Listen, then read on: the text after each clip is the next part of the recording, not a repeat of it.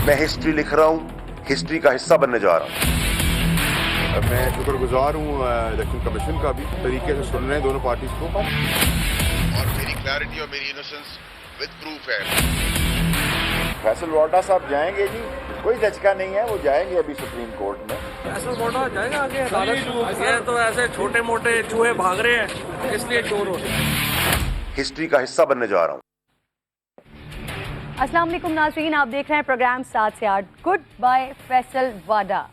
Election commission ने तहरीक इंसाफ के senator को झूठा बयान हल्फी जमा करवाने पर नाअहल करार दे दिया है और उनकी सेनेटरशिप के खात्मे का नोटिफिकेशन या उसका नोटिफिकेशन ही वापस ले लिया है। इलेक्शन कमीशन के फैसले के मुताबिक फैसल वाडा 2018 में इलेक्शन लड़ने के वक्त अहलियत नहीं रखते थे।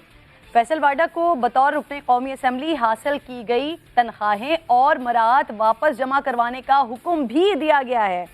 केस की समाअत नाज़रीन, इसके दौरान फैसल वाडा के वकील बैरिस्टर मुईद ने हतमी दलाइल में कहा था कि फैसल वाडा ने पैदाइश का सर्टिफिकेट कमीशन में जमा करवा दिया है।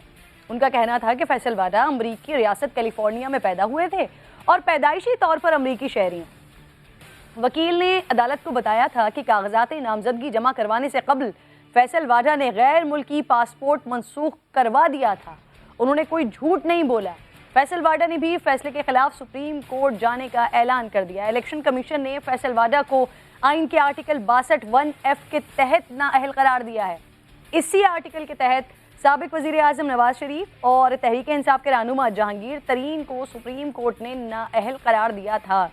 इस पर बात करने के लिए, एक्सपर्ट ओपिनियन के लिए मुझे प्रोग्राम में अशतर औसाफ साहब ज्वाइन करेंगे। कादिर मंदुखेल साहब भी मेरे साथ मौजूद होंगे क्योंकि दरख्वास्त उनके वो भी दरख्वास्त गुजारों में शामिल थे, दरख्वास्त उनकी तरफ से भी लगाई गई थी। सदाकत अली अब्बासी साहब भी मेरे साथ मौजूद होंगे जिनसे हम जानेंगे कि अब क्योंकि फैसल वाडा साहब ने ऐलान तो कर दिया है कि वो इस फैसले को चैलेंज करेंगे, लेकिन सबसे इंपॉर्टेंट और सबसे अहम सवाल यही बनता है पाकिस्तान तहरीक इंसाफ के लोगों से भी और फैसल वाडा से भी कि आखिर उन्होंने ये जो पासपोर्ट मनसूख पासपोर्ट था या जो सर्टिफिकेट की वो बात कर रहे हैं वो जमा कब करवाया था, ये करवाया कब था।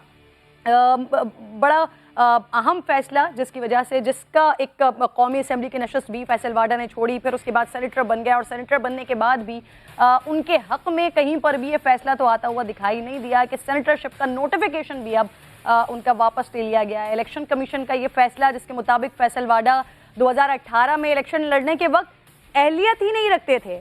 फैसल वाडा को बतौर रुकने कौमी असम्बली हासिल की गई जो तनख्वाहें थी या जो मराहत थी वो भी तमाम वापस करना है, इसका भी हुक्म दे दिया गया है। अशतर औसाफ साहब, thank you very much sir. साबिक अटॉर्नी जनरल हैं आप सर। मुझे सबसे पहले तो ये बता दीजिए इलेक्शन कमीशन के फैसले को किस तरह से देख रहे हैं आप सर?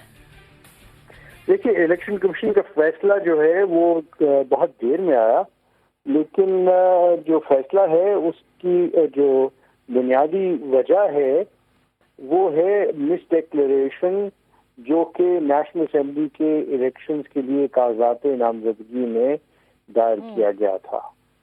जो कागजात नामजदगी हैं उसके अंदर बहुत सारी बातें का जवाब देना होता है। कुछ ऐसी हैं जो कि आपकी क्वालिफिकेशन या डिसक्वालिफिकेशन से मुंसलिक होती हैं। मसलन आप डुअल नेशनल हैं या नहीं हैं, मसलन आप जो है वो नादहिंदा हैं या नहीं हैं, इस तरह की बातें ये होती हैं जो आपकी क्वालिफिकेशन और डिसक्वालिफिकेशन से मुंसलिक होती हैं। कुछ डिक्लेरेशन ऐसी होती हैं, मसलन आपकी जो आपने तालीम हासिल की है वो कितनी है, और मसलन आपने जो जायदाद बनाई है वो कितनी है, वो आपकी क्वालिफिकेशन और डिसक्वालिफिकेशन से मुंसलिक नहीं होती। यहाँ पे उन्होंने डिक्लेरेशन दी कि वो डुअल नेशनल नहीं है या वो किसी और मुल्क की नेशनैलिटी नहीं रखते, और साबित ये हो गया कि जब ये उन्होंने डिक्लेरेशन दायर किया और बयान हल्फी दायर किया और सॉलम एफर्मेशन पे किया तो वो गलत था। उस वक्त तक उनकी जो अमेरिकन नेशनैलिटी थी वो खत्म नहीं हुई थी। He was an American national when he contested elections for the National Assembly. तो वो डिस्क्वालिफिकेशन जो है वो 62(1)(f) के तहत आएगी, और वो न सिर्फ ये कि डिस्क्वालीफाई करती है उनको from holding any public office, ये डिस्क्वालिफिकेशन जो है ये ताहयात है। सर वैसे ये ताहयात नाअहल करने का इख्तियार इलेक्शन कमीशन के पास है सर, क्योंकि इस पर भी सवालात उठाए जा रहे हैं। नहीं, कोई ऐसी उसमें कोई प्रॉब्लम नहीं है, बिल्कुल इख्तियार है। और अगर किसी को देखना है तो वो जजमेंट है साकिब निसार साहब की, और उसका उन्वान है अजमल के नाम से वो केस है, जिसमें उन्होंने सराहत के साथ ये बताया कि नाअहली का डिक्लेरेशन देना जो है वो रिटर्निंग ऑफिसर का भी इख्तियार है, कोर्ट का भी इख्तियार है, इलेक्शन ट्राइब्यूनल का भी इख्तियार है, हाई कोर्ट का भी है, और इलेक्शन कमीशन का भी है। तो उसमें कोई अभाम नहीं होना चाहिए। ये सही, इस चीज को आप क्लियर कर रहे हैं कि इस पर कोई अभाम नहीं होना चाहिए। अब सर इलेक्शन कमीशन का फैसला आया, इसके खिलाफ फैसल वाडा साहब कह रहे हैं कि वो सुप्रीम कोर्ट जाएंगे, तो उनके पास क्या कानूनी ऑप्शंस मौजूद हैं सर दरखास्त देने के लिए? देखिए, एक जो बुनियादी बात है और फिर ट्रायल की बात है और फिर जो सारा है, उनको अपील का इख्तियार है। अपील वो जरूर करें, और उसके अंदर जो उनके वकला हैं वो उनको बेहतर तौर पे बता सकेंगे कि क्या क्या डिफेंसेस ले सकते हैं। उसमें से एक डिफेंस को ये ले सकते हैं कि उनकी दानिस्त में जब उन्होंने कह दिया कि मैं रिलिंक्विश कर रहा हूँ, वो काफी था। सो बट ऑफ कोर्स उनके जो लॉयर्स होंगे उनको बेहतर तरीके से बता सकेंगे। अपील उनका हक है। सही, बहुत बहुत शुक्रिया साहब, साथ मौजूद थे आप मेरे सदाकत अली अब्बासी साहब भी ज्वाइन कर चुके हैं।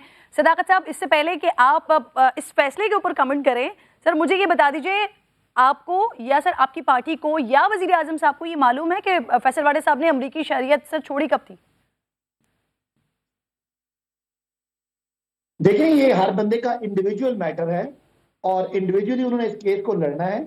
हमारे यहाँ यही फर्क है दूसरी पॉलिटिकल पार्टी से कि हमारे यहाँ जो अदालती मामलात होते हैं उसको एक शख्स अपनी पोजीशन में लड़ता है, और आपको कहीं कहीं लगेगा कि हुकूमती कोई तर्जुमान फैसल वाडा के हक में या किसी इदारे के खिलाफ कोई बात करेगा। तो ये वजीर आजम के जानने वाली चीज नहीं है, ये सिर्फ फैसल वाडा साहब के अपने जानने की चीज है कि उनका मामला है, उन्हें उसको किस तरह हैंडल करना है। अच्छा सर, अगर ये इनफरादी शख्सियत का ही मैटर था, ये मामला था, तो फिर कौमी असम्बली की नशिस्त छुड़वाकर क्यों सेनेटरशिप की तरफ एडजस्ट करने की कोशिश की गई, जिसकी चक्कर में आप लोगों की अपनी सीट से हाथ धोना पड़ गया आपको? सर देखिए, फैसल वाडा एक बहुत अहम हमारे मेंबर हैं और वजीर आजम समझते हैं, पार्टी समझती है कि हमें उनकी बड़ी जरूरत है। अब उनकी एलिजिबिलिटी कोर्टों ने चैलेंज करनी है और उनको उनके खिलाफ चैलेंज हुआ था, तो वो अगर अहल नहीं रहेंगे तो हमारी मजबूरी है।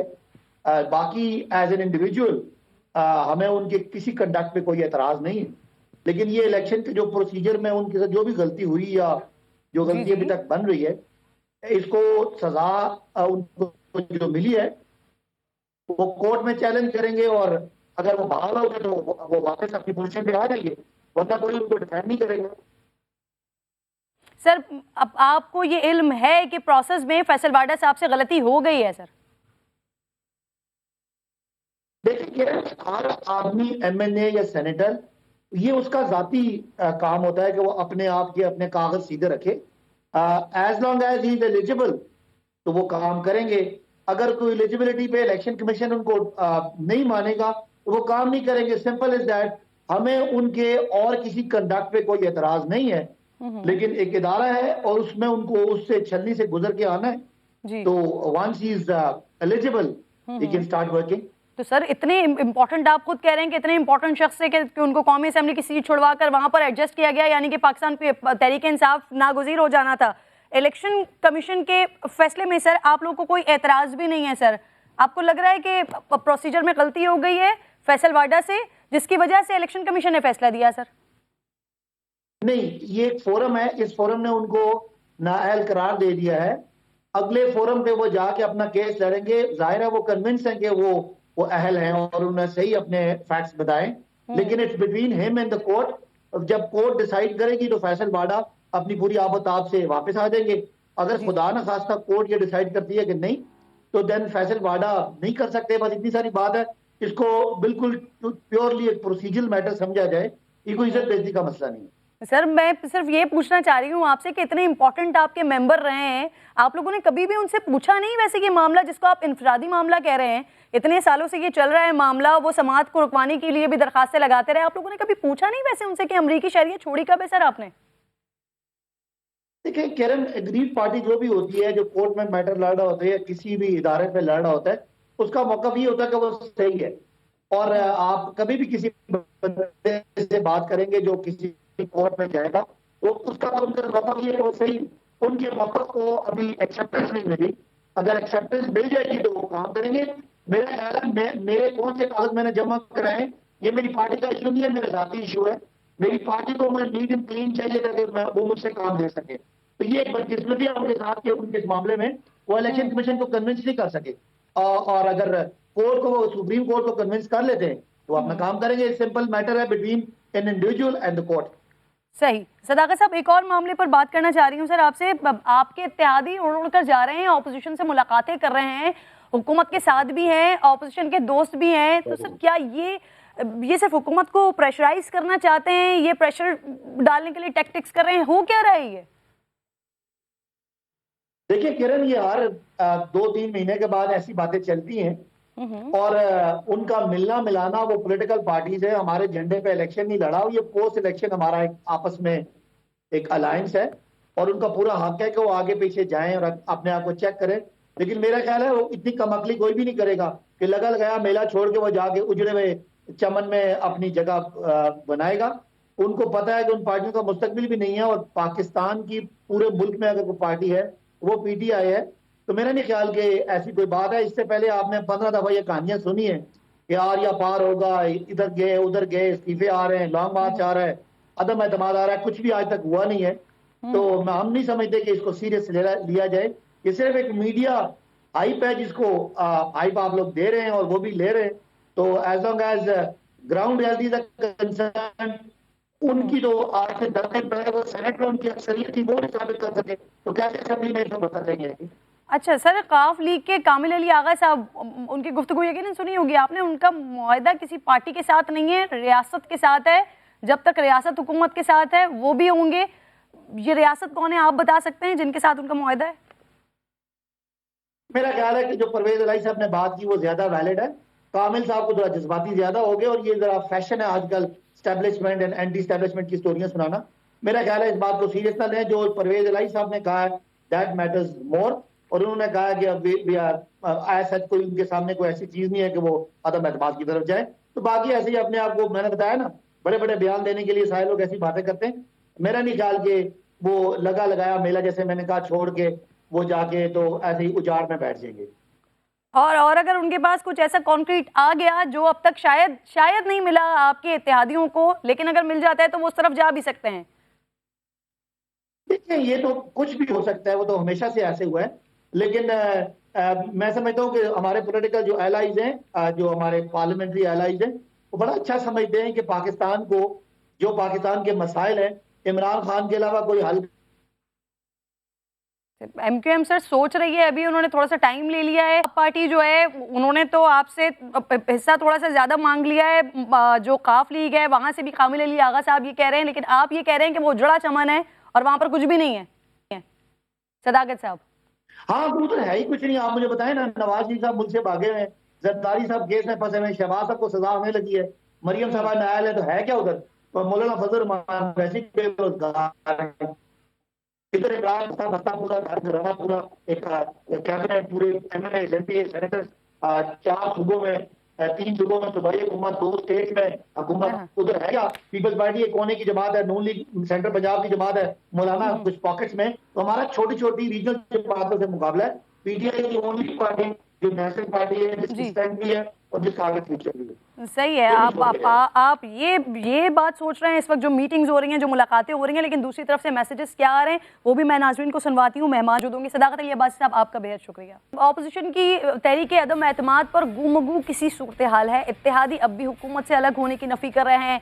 काफली कह रही है कि हम हुकूमत के नहीं रियासत के साथ खड़े हुए हैं। जब तक रियासत उनके साथ खड़ी है हम भी साथ खड़े हुए हैं, क्योंकि मुआहदा रियासत से हुआ है, किसी सियासी जमात से नहीं हुआ। बाप पार्टी कह रही है कि हम रियासत के हक में अपना किरदार अदा करेंगे, लेकिन इस मामले पर भी दो आ रहे हैं। शेख रशीद साहब कहते हैं एस्टैब्लिशमेंट न्यूट्रल है और मुंतखब हुकूमत के साथ है, जबकि उनकी इत्तेहादी काफिली को एस्टैब्लिशमेंट फिलहाल न्यूट्रल नजर नहीं आ रही है। कामिल अली आगा कहते हैं एस्टैब्लिशमेंट का न्यूट्रल होना हुकूमत के लिए अच्छी बात नहीं है, न्यूट्रल हो जाएं तो हुकूमत के मसाइब शुरू हो जाते हैं। ऐसे में नाज़रीन, नून लीग ने गोया अदम एतमाद को न्यूट्रल होने का इम्तिहान बना दिया है। जावेद लतीफ़ साहब कह रहे हैं कि उनके न्यूट्रल होने के बयान पर एतबार करके हम अदम एतमाद आजमा रहे हैं। दूसरी तरफ हुकूमत भी अपनी ही धुन में है। वज़ीर आज़म ने जरदारी शरीफ मुलाकातों पर वज़ीर आज़म साहब फरमा रहे हैं कि एक दूसरे का पेट फाड़ने वाले चोर आज इकट्ठे हो रहे हैं। ये जो सारे चोरों का टोला भी इकट्ठा हुआ है, इनकी खांसी का इलाज भी बाहर होता था। टीवी पे आ रहा है जनाब, वो एक चोर दूसरे चोर से मिलने जा रहा है, उसी के ऊपर कह रहा था पेट फाड़ के पैसे निकालूंगा, आज उसको मिल रहा है। जनाब आसिम जरदारी साहब पेट से एक एक पाई निकलवा कर इस कौम के इसमें शामिल करेंगे। 20 साल पहले दोनों गाली एक दूसरे को चोर कहते थे। इस जरदारी को लाड़काना कराची, पेशावर और लाहौर की सड़कों पे ना घसीटा तो मेरा नाम शहबाज शरीफ। जरदारी को जेल ये नून लीग ने डाला था, उसका पेट फाड़ के पैसा किसने निकालना था? तहरीक इंसाफ ने नहीं निकालना था। अब नाज़रीन, ऑपोजिशन प्याली में तूफान उठा रही है या वाकई कुछ होने वाला है? अदम एतमाद के लिए नून लीग को सिग्नल मिला है या फिर कि बगैर सिग्नल के ही तैयारी शुरू कर दी गई है? तहरीक अदम एतमाद से हुकूमत को परेशानी नहीं है और बकौल हुकूमत के कि अगर ये सिर्फ प्रेशर टैक्टिक्स हैं तो फिर वज़ीर आज़म साहब ने फौरी जलसों का फैसला क्यों किया है? मुस्लिम लीग नून के पॉइंट ऑफ व्यू के लिए अली गौहर बलोच साहब मेरे साथ मौजूद हैं। बहुत शुक्रिया अली गौहर बलोच साहब। सर, मिफ्ता इस्माइल साहब अदम एतमाद के लिए चंद दिनों में नंबर्स पूरे होने के दावे कर रहे हैं, इत्तेहादी हुकूमत का साथ छोड़ने को तैयार नहीं है, तो फिर ये होगा कैसे सर? नून लीग को कोई सिग्नल मिला है, बगैर सिग्नल की तैयारी शुरू कर दी है आप लोगों ने? गौर साहब। बिस्मिल्लाहिर्रहमानिर्रहीम। देखें किरण, सूरत हाल ये है कि आपको पता है कि मुल्क की सूरत हाल जो तकरीबन 3.5 साल का टाइम हो चुका है और इसमें आपके सामने है कि हर आने वाला दिन, हर आने वाला महीना, हर आने वाला साल जो है वो मुल्क जो है वो तनज़ली की तरफ गया है। माशी तौर पर, सियासी तौर पर एक वो वक्त था कि जब मुल्क में एक तरक्की हो रही थी और मुल्क हर लिहाज से बेहतरी की तरफ जा रहा था। तो इसमें जाहिर है कि मतलब है कि अब पाकिस्तान के जो अवाम हैं वो ये मुतालबा करते हैं कि किसी तरह भी मुमकिन हो इस हुकूमत को घर जाना चाहिए, चूँकि ये पाकिस्तान की नुमाइंदा हुकूमत नहीं है। और सबसे पहले तो ये एक्सपोज हो चुके हैं। आपने देखा कि डस्का के इलेक्शन में जब इनकी वोट चोरी पकड़ी गई तो ये भी इनके ऊपर मतलब है कि एक स्टैंप लग गई, सर्टिफाइड ये चोर साबित हो गए, वोट चोर साबित हो गए। तो अब जितनी भी अपोजिशन की पार्टीज हैं वो इस बात से मुत्तफिक थी कि इनको अदम एतमाद के जरिए हटाया जाए, और ज़ाहिर है आइनी तरीका भी अदम एतमाद ही है। या दूसरा तरीका ये होता है कि आप मतलब है कि हुकूमत को अवाम के जरिए इतना प्रेशराइज कर दिया जाए कि वो अपना इस्तीफा दे दे। तो सर आईनी तरीके से दोनों ऑप्शन पर करेंगे क्या? कैसे करेंगे? नंबर्स कैसे पूरे करेंगे सर? देखें, वो तो मतलब है कि इसमें तो कोई किरण दूसरी राय नहीं है कि इनकी पार्टी में चाहे पंजाब हो चाहे मरकज हो, दोनों जगह पर जो इनकी पार्टी में लोग बैठे हुए हैं वो हमारे साथ राब्ते में हैं। और जाहिर है वो भी ये देख रहे थे, लेकिन आपने देखा कि सेनेट के इलेक्शन में किस तरह से अकलियत को अक्सरियत और अक्सरियत को अकलियत में बदला जाता रहा। खास तौर पर जब चेयरमैन सेनेट के खिलाफ एक दफ़ा तहरीक अदम एतमाद आई थी। अब जो इनकी पार्टी के लोग हैं और दीगर इनके इत्तेहादी हैं वो मतलब है कि अब उनके साथ गुफ्तो शनीद जो हुई है तो उसमें अब वो किसी हद तक मुतमिन नज़र आते हैं कि अब कोई दूसरी मदाखलत नहीं होगी। जब दूसरी मदाखलत ना हो तो वो तो आने के लिए तैयार है, क्योंकि देखे ना इनके इत्तेहादी या इनकी पार्टी में बैठे हुए लोग ये समझते हैं कि ये हुकूमत नाकाम तरीन हुकूमत है और इस हुकूमत के साथ जाकर इस इत्तेहाद में रहते हुए वो दोबारा आवाम के पास नहीं जा सकते। आप कहते हैं कि किसी के सहारे पर अक्सरियत को अकलियत में बदल दिया, तो सर आज आप लोग भी तो अकलियत में ही है ना, तो यानी आप लोग भी कोई सहारा ढूंढ रहे हैं या किसी सहारे की बुनियाद पर आप लोग ये अदम एतमाद की बात कर रहे हैं? नहीं, हम किसी सहारे की बुनियाद पर नहीं कर रहे। हमने 2013 से लेकर 2017 तक जो 2018 तक जो इलेक्शन हुए और 2017 का पूरा साल, मतलब है हमने उन 5 सालों में डिलीवर किया है, मुल्क को तरक्की की राह पर गामजन किया है। हमारी जो कारकर्दगी है वो उससे मतलब है कि वो पूरे मुल्क में रोज़े रोशन की तरह आया हैं और पाकिस्तान के अवाम समझते हैं कि मियां नवाज शरीफ साहब की वो शख्सियत है और क़यादत है जिसमें सर आवाम की बात छोड़ दें अभी सर, हम काफ लीग और एमक्यूएम की बात कर लेते हैं ना सर, वो क्यों मानेंगे आपकी बात? वो तो खुद कहते हैं कि हम तो आजमा चुके हैं आपको।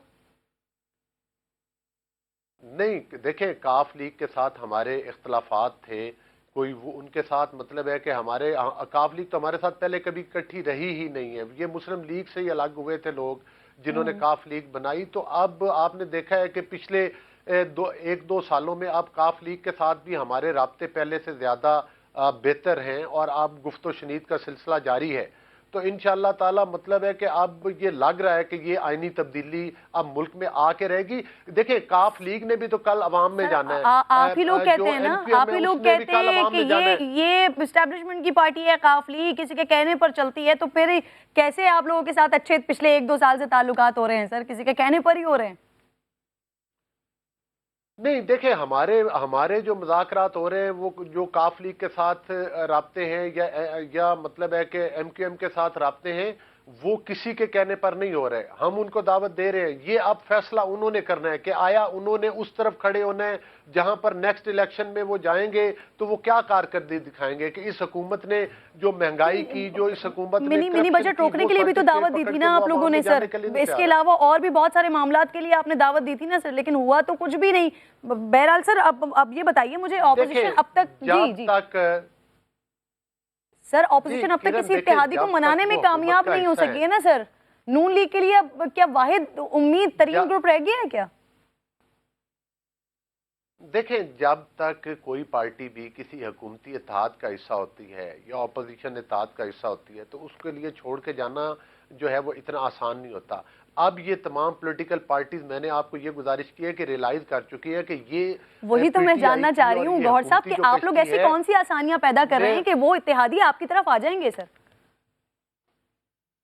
अगर मेरी बात को मुकम्मल होने दें तो आपकी बातों के जवाब मिल जाएंगे। जी जी सर। मैं ये गुजारिश कर रहा हूँ कि अब जो हुकूमती कश्ती है ये डूबती हुई नैया है। इस चीज को इनके अंदर ना सिर्फ इत्तेहादी बल्कि इनकी पार्टी के बैठे हुए लोग रियलाइज कर चुके हैं।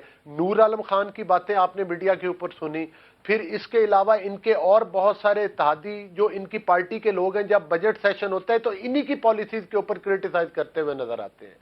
ये जब आप बजट का ये जो मिनी बजट का आप हवाला दे रही हैं उस बजट में जाहिर है इनकी पार्टी के लोग, जाहिर है कुछ लोग चाहते हैं कि हमें आइंदा दूसरी पार्टी से टिकटें मिले। नून लीग की तरफ पंजाब में ज्यादातर लोग देखते हैं, इस तरह दीगर पार्टी की तरफ। सर मुझे याद पड़ा ऐसे ही मिनी बजट के मामले पर शहबाज शरीफ साहब ने उस वक्त भी लहू गरमाने की बड़ी कोशिश की थी सर, लेकिन फिर भी ये बजट तो पास हो गया ना। अब ये जहांगीर तरीन ग्रुप के हवाले से सर फैसला हो गया है पार्टी के अंदर, क्या उनको से भी आप लोग मुलाकात करने जा रहे हैं? क्या उनको भी अदम एतमाद के लिए राजी करने की कोशिश कर रहे हैं? फैसला हुआ है कुछ? देखें, किसी भी पॉलिटिकल पार्टीज के लिए ये मुनासिब नहीं होता कि वो अपने दरवाजे बंद रखें। गुफ्तो शनीद का सिलसिला तो तमाम पॉलिटिकल पार्टीज के साथ जारी है। जहांगीर तरीन साहब हों या कोई हों, जो हमारी आला क़यादत है जिनको ये टास्क दिया गया है वो मियां नवाज शरीफ साहब की मशावरत के साथ तमाम उन लोगों को के साथ राब्ते करेंगे और मशावरत करेंगे। इस वक्त ये नहीं है हमारा नुक्ता नज़र कि जहांगीर तरीन साहब से या फलां के साथ बात की जा सकती या नहीं। इस वक्त हमारी प्रायोरिटी ये है कि इस नालायक जहांगीर तरीन को राजी करने की कोशिश करेगी नून लीग, हाँ या नहीं सर? तस्दीक कर दें, तरदीद कर दें सर। नहीं, मैंने तो आपको बताया है कि जहांगीर तरीन साहब के साथ भी इस टॉपिक पर बात हो सकती है। अगर जहांगीर तरीन साहब ये समझते हैं और ये रियलाइज करते हैं कि इस हुकूमत को घर जाना चाहिए तो फिर उनको उस कश्ती में सवार होना पड़ेगा ना कि जो असल तरीका है, जो आईनी तरीका है, जिस तरीके के साथ उस जद्दोजहद का हिस्सा बनना पड़ेगा जो इस नाकाम हुकूमत को घर भेजने के लिए शब रोज कोशिश कर रही है। सही है सर। कामिल अली आगा साहब कह रहे हैं एस्टैब्लिशमेंट फिलहाल न्यूट्रल नजर नहीं आ रही है। नून लीग क्या देख रही है? आप लोगों को क्या नजर आ रहा है? देखें, बात यह है कि कामिल अली आगा साहब अगर मतलब है कि कहीं से वो हदायत देते हैं तो ये तो वो ही बेहतर बता सकते हैं, लेकिन आपको पता है कि उनकी असल बात तो चौधरी परवेज इलाही साहब की होती है। वो जाहिर है, और चौधरी शुजात साहब है उनके प्रेसिडेंट। तो वो मतलब है कि अभी तो हमारी, आपको पता है कि बाकायदा कोई मुलाकात काफ लीग के साथ मतलब है कि अभी 1-2 दिनों में तो नहीं हुई। ये अब चौधरी परवेज इलाही साहब से, और अगर मुस्लिम लीग नून और अपोजिशन की क़यादत की चौधरी परवेज इलाही साहब से मुलाकात होती है तो उसके बाद उनका पॉइंट ऑफ व्यू सामने आ जाएगा। लेकिन मैं ये समझता हूँ कि जो मुल्की हालात इस वक्त जिस डगर पर पहुंच चुके हैं, तमाम हुकूमती इत्तेहादी अब इस हुकूमत का, इस डूबती कश्ती का हिस्सा नहीं रहना चाहते, क्योंकि उन्हें पता है कि इस हुकूमत ने महंगाई और करप्शन के अलावा आवाम में डिलीवर नहीं किया। अली गौहर साहब, आप ही की पार्टी में दो इस वक्त ओपिनियंस हैं सर, दो धड़े बने हुए हैं। एक ओपिनियन ये आता है कि ये जो हुकूमत है इसको फौरी तौर पर गिर जाना चाहिए, नई हुकूमत को आना चाहिए। दूसरी तरफ शहबाज शरीफ और उनके हामी ये कह रहे होते हैं कि ये जो पूरा टेन्योर है इस पार्लियामेंट का वो पूरा हो, फिर उसके बाद एक नया सेटअप आए। तो आपका टिल्ट किस तरफ है सर? देखें, दो राय की बात नहीं है। एक जो बुनियादी तौर पर जो मियां नवाज शरीफ साहब की ज़ेरे क़यादत और उनकी मशावरत के साथ जो फैसला हुआ है वो ये है कि इस गैर आइनी और गैर कानूनी हुकूमत को हम किसी गैर आइनी तरीके के साथ नहीं हटाएंगे, कोई आइनी तरीका ही अपनाएंगे। तो फिर जब इस पॉइंट पर आते हैं तो फिर सारे पॉइंट्स उसके अंदर आ जाते हैं। जाहिर है जब आइनी तरीके दो ही हैं, एक अदम एतमाद है, दूसरा ये है कि वो हुकूमत खुद मुस्ताफी हो जाए। हम ये नहीं चाहेंगे कि कोई ऐसा तरीका अपनाया जाए कि जिसके जरिए इस हुकूमत को ऐसे दोबारा मतलब ये अपना शहीदों में नाम लिखवा। दूसरा ग्रुप चाहता है कि टेन्योर मुकम्मल हो जाए, कोई अबूरी सेटअप आ जाए, 2-1.5 साल का अरसा मुकम्मल हो जाए। सर नहीं, फाइनल फैसला ये होगा। पहला फैसला तो ये हुआ है कि ये हुकूमत घर जानी चाहिए। दूसरी, उसके बाद आप बता रही हैं कि दो राय जिस पर आप डिस्कस कर रही हैं, जब ये हुकूमत गिर जाएगी तो उसके बाद फिर फर्दर फैसले किए जा सकते हैं। लेकिन पाकिस्तान के मफाद में ये है, हमारी लीडरशिप ये समझती है, कायद मियां नवाज शरीफ साहब ये समझते हैं कि इस पाकिस्तान के मसाइल का जो हल है वो दोबारा शफाफ इलेक्शन में है, ताकि जो भी हुकूमत बनाए फ्रेश मैंडेट लेकर आए, दोबारा आवाम में जाए। ये सारा जो प्रोसेस होता है ये तो पहले तय होता है ना कि हुकूमत चली जाएगी तो फिर उसके बाद होगा क्या सर? ये बाद में कौन डिसाइड करता है? नहीं, जाहिर है अगर इत्तेहादी जो है वो उधर से मतलब है कि इस अदम एतमाद का हिस्सा बनते हैं और उनकी पार्टी से लोग आते हैं तो फिर जाहिर है उनके साथ भी मशावरत की जाएगी, उनकी राय भी ली जाएगी ना, तो फिर उसके बाद ये फैसला किया जाएगा। लेकिन ज्यादा चांस यही है कि इस हुकूमत को घर भेजने के बाद जल्द इलेक्शन अनाउंस हो। ये ऑफर्स तो आपको पहले ही करनी होंगी ना, तभी तो वो आपके पास आएंगे ना। जी, इन्हीं जब उनके साथ गुफ्तो शनीद हो रही है तो इन्हीं चीजों के ऊपर मामला तय हो रहे हैं कि मतलब है कि इस चीज पर कि पहले सबसे पहले ये हुकूमत घर जाएगी, उसके बाद जाहिर है दूसरी हुकूमत बनेगी। पाकिस्तान के मसाइल का हल इसी चीज में है कि फ्रेश मैंडेट के साथ दोबारा इलेक्शन कराए जाए। लेकिन इस चीज का तयन जो है वो अभी फाइनल नहीं किया गया, इस पर मशावरत जारी है। जब ये चीज फाइनल हो जाएगी तो फिर पूरे पाकिस्तान के सामने आ जाएगी कि अली गौहर बलोच साहब, बहुत बहुत शुक्रिया सर, प्रोग्राम में आप साथ मौजूद थे। एक छोटा सा ब्रेक ले रही हूँ नाज़रीन, ब्रेक के बाद वापस आते हैं।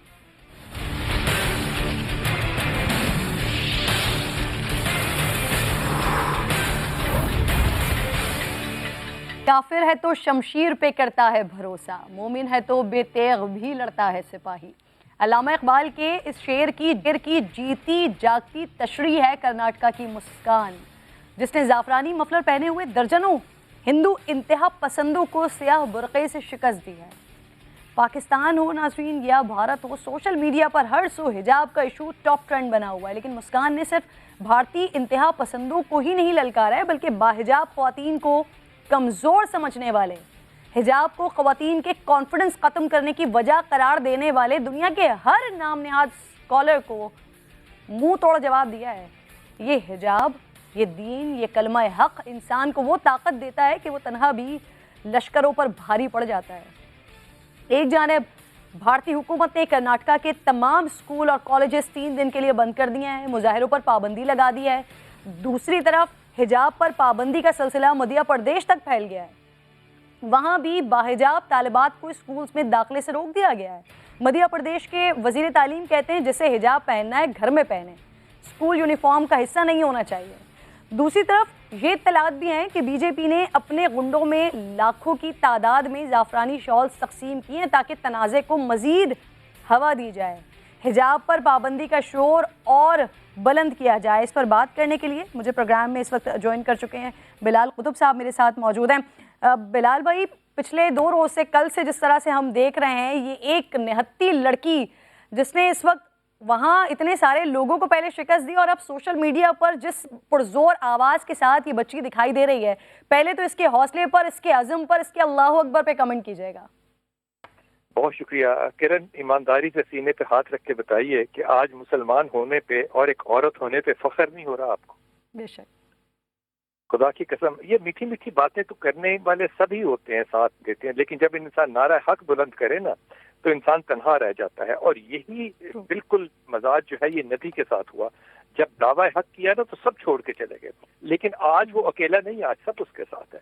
दुनिया में हजारों मर्द उल्मा हैं, दाई हैं, मौलवी हैं, OIC है, काउंसिल ऑफ इस्लामिक आइडियोलॉजी है, लेकिन इज्जत और जिल्लत तो फिर अल्लाह ही देता है ना। इस्लाम का चेहरा अगर दुनिया में बन के कोई निकला है आज तो वे कम सिन लड़की है। और यकीन कीजिए कि दुनिया की सबसे बड़ी दहशतगर्द जमात बीजेपी अपने ही मुल्क में, अपने ही लोगों के साथ, अपने ही मीडिया की फुल सपोर्ट के साथ एक मासूम बच्ची के काले लिबास और निकाब से डर के रह गई। और खुदा की कसम, अल्लाह ने जब इज्जत देनी हो तो फिर ये अमल होता है। लेकिन अपने अमल पे अगर यकीन कामिल हो ना तो फिर लंबे लंबे खुतबे नहीं देने पड़ते। इंसान बा ईमान और बा यकीन हो तो आज पता चला कि अल्लाह अकबर का एक नारा जो है वो दुश्मन के दिल में खौफ पैदा कर दे। बिल्कुल दुरुस्त फरमा रहे हैं आप। अच्छा बिलाल भाई, मैं भी बता रही थी नाज़रीन को, कांग्रेस के जो तर्जुमान है उनके मुताबिक कर्नाटक में 1 लाख जाफरानी शॉल्स का ऑर्डर दिया जा चुका है। बीजेपी इस आग को पूरे मुल्क में फैलाना चाहती है, क्यों फैलाना चाहती है?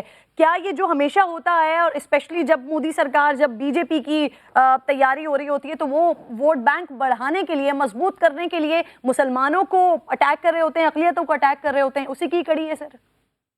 बिल्कुल, देखिए ये अगर बाबरी मस्जिद के साथ जो हुआ और सुप्रीम कोर्ट ने जो उनका साथ दिया, मेरे ख्याल में इससे ज्यादा जिल्लत जो है वो उनके सुप्रीम कोर्ट को या बीजेपी को, इससे ज्यादा क्या हो सकती है। लेकिन दुनिया का बायसपन देखें, दुनिया सारी नाइंसाफी होते हुए जब यूरोप और अमेरिका में अगर देखेगी तो वो मीडिया पर आएगी, लेकिन कश्मीर के लोग नजर नहीं आएंगे, हिंदुस्तान के दहशतगर्द नजर नहीं आएंगे, हिंदुस्तान की एक मजलूम बच्ची जो है वो अगर ये सारा अलम लेकर आज निकल सकती है और एक फर्क डाल सकती है, तो मेरे ख्याल में आज हमें इस बात पे सोचना पड़ेगा कि दाई बनना जो है वो किस काम का नाम है, किस काम का नाम है।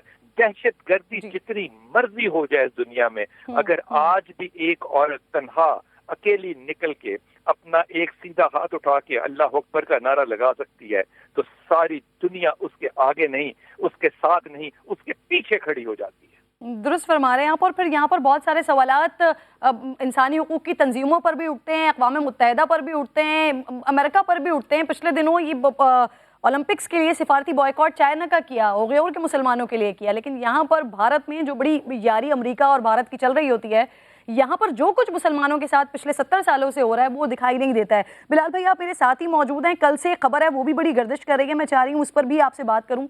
पहले नाज़रीन से ज़रा शेयर कर देते हैं। पेशावर से गुज़िश्ता रोज़ खबर आई थी कि ख्वाहिश की वजह से खातून के सर में उसके शौहर ने कील ठोंक दिया, और ऐसा उसने जाली आमिल के कहने पर किया। पुलिस अब तक मालूम नहीं कर सकी है कि मुतासरा खातून कौन थी, किस जाली आमिल के कहने पर ऐसा किया गया था। अलबत्ता ये ज़रूर मालूम हो गया है कि लेडी रीडिंग अस्पताल में खातून को 4 फरवरी को लाया गया था, उसके साथ 2 मर्द और 2 ख़वातीन भी थी। अस्पताल इंतज़ामिया कह रही है कि खातून इमरजेंसी में आई थी, इसलिए उसका रिकॉर्ड मौजूद नहीं है, लेकिन CCTV फुटेजेस की मदद से पुलिस खातून तक पहुंचने की कोशिश करेगी। ये अपनी नौयत का पहला वाक़या नहीं है। जाली आमलीन के चक्कर में सैकड़ों अफराद अपनी जानें खो चुके हैं। किसी ने अपनी औलाद को खुद मार दिया, किसी ने बीवी को आग में फेंक दिया, यहाँ तक कि ख़वातीन की इज्जतें ऐसे आमलीन पामाल कर चुके हैं।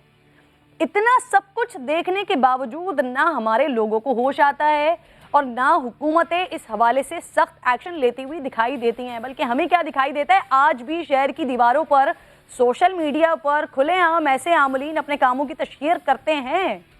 क्यों पुलिस और इंतजामिया उन पर हाथ नहीं डालती है? बिलाल भाई, सबसे पहले तो इस बात का जवाब दे दीजिए, क्या वजह है? क्यों ना इंतजामिया को होश आता है, ना पुलिस को होश आता है, ऐसे आमलीन पर हाथ नहीं डाला जाता। जाली सिर्फ वही कहलाते हैं जो सामने आ जाते हैं ऐसे वाकयात करके। आपकी बात बिल्कुल बजा है। देखिए, आमिल होता ही जाली है। अगर किसी को जाली आमिल कहें तो मुझे तो जुमला ही ठीक नहीं लगता, क्योंकि असली आमिल तो होता ही कोई नहीं है।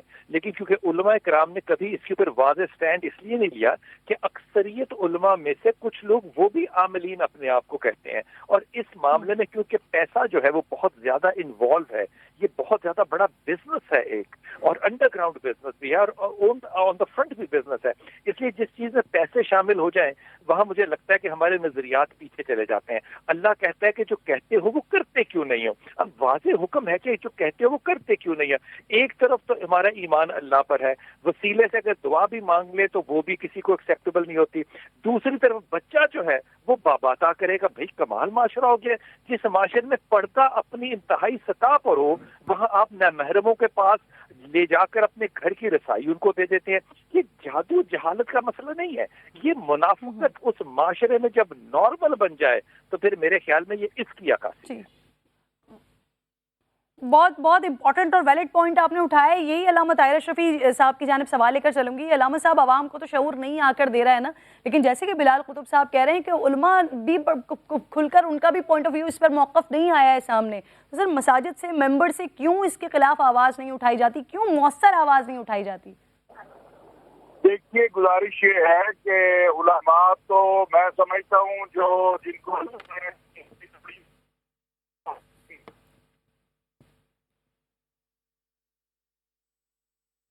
अलामा साहब, आपकी आवाज़ मुझ तक सही नहीं पहुंच रही है। बिलाल साहब, आपने क्योंकि ये पॉइंट उठाया तो आपको यकीनन इसके पीछे वजह भी मालूम होगी। क्या वजह है, क्यों आवाज़ इस पर नहीं उठाई जाती? अब आवाम को तो शऊर नहीं आकर दे रहा ना, सैकड़ों वाकयात हमारे सामने, लेकिन हमारे उलमा कराम भी नहीं बात करते इस पर। देखिए, बहुत से उलमा कराम करते हैं, लेकिन जब वाज़ेह स्टैंड लेना होता है ना तो आपको फिर वो अपने बॉटम रॉक से, नीचे से, जमीन से, मिट्टी से, खमीर से बात को उठाना होता है। क्योंकि हमारे बहुत से मसाजिद में आप देखिए तावीज़ धागे हो रहे हैं, हमारे मसाजिद के अंदर लोग इस्तिखारे करवाने जाते हैं। जब दीन का तायुन छोटे मोहल्ले से आपको चिल्ले और वजीफे और इस्तिखारे और तावीज़ों से मिलेगा और मसाजिद उसमें इन्वॉल्व होंगी, तो फिर उलमा इकराम को इस पे बड़ा स्टैंड नहीं लेना चाहिए। मेरे ख्याल से वाज़ेह स्टैंड लेना चाहिए। बड़े बड़े पढ़े लिखे लोगों को, बिलाल भाई, मैंने ऐसे लोगों के पास जाते हुए देखा है। अलामा साहब, हुकूमत, इंतजामिया, ताहिर अशरफी साहब गालिबन राब्ता नहीं हो पा रहा है उनसे। बिलाल भाई, हुकूमत भी, इतना भी कोई इस पर एक्शन नहीं ले रहा होता। आप कराची में घूमे, आप कहीं और दूसरे शहरों में घूमे, दीवारें भरी पड़ी हैं, इतनी तशहीर हो रही होती है। आपकी बात दुरुस्त है, लेकिन अगर माफी के साथ ये बात मैं अर्ज कर सकूं तो हमारे अदारे बहुत से ऐसे हैं जो कि बाबा परस्त हैं, हमारी हुकूमत के रियासतदान बहुत से ऐसे हैं जो कि पीर परस्त हैं। ये एक इतना बड़ा इंस्टीट्यूशन आ गया है हमारा पैरेलल रिलीजन का कि इसको इनकाउंटर करना मेरे ख्याल में छोटे लेवल पे शायद किसी की अब दिलचस्पी रही नहीं है। सही, तो इसकी हम तो अपनी तरफ से जो कोशिश कर सकते हैं, आवाज़ उठा सकते हैं, लोगों को बता सकते हैं, वो कर रहे होते हैं, लेकिन मजीद क्या किया जाए कि ये ऐसे वाकयात कम से कम रुके ना सही, कम तो हो, तादाद तो इनकी कम हो। बिल्कुल दोस्त, देखिए जादू जो है ये जादू बाकायदा एक मजहब का मौजू है, लेकिन कमाल बात यह है कि हम मजहब के मौजू को बनाने की बजाय इसको एक सब नेचुरल और एक सुपर पावर के तौर पे इस्तेमाल करते हैं, और इसको बरहक, जादू बरहक का लफ्ज बाकायदा इस्तेमाल करते हैं, जबकि हक की जात तो सिर्फ रब ताला की है। यहाँ पे इंटेलेक्चुअल डिफरेंस से ज्यादा मेरे ख्याल में जो करप्शन की बहुत बड़ी वजह है वो हमारे कमजोर अकायद और इसके अंदर जो पैसा इन्वॉल्व है वो बहुत बड़ी एक रद्द अमल बनाने की तरफ लेकर जाता है। क्योंकि अगर कोई हमारे हाकिमों में से या हमारे अदालों में से बाबा परस्त ना हो तो दुरुस्त फरमा रहे हैं, आपकी ज़ईफुल अकीदा की वजह से खुदाई दावे करने वालों की तरफ हम हमारा टिल्ट हो जाता है, हम जाते हैं। बहुत बहुत शुक्रिया बिलाल कुतुब साहब प्रोग्राम में साथ मौजूद थे। वक्त खत्म हो गया है नाज़रीन, इंशाल्लाह मुलाकात होगी आपसे कल। ख्याल रखिए अपने, अल्लाह ने के बाद।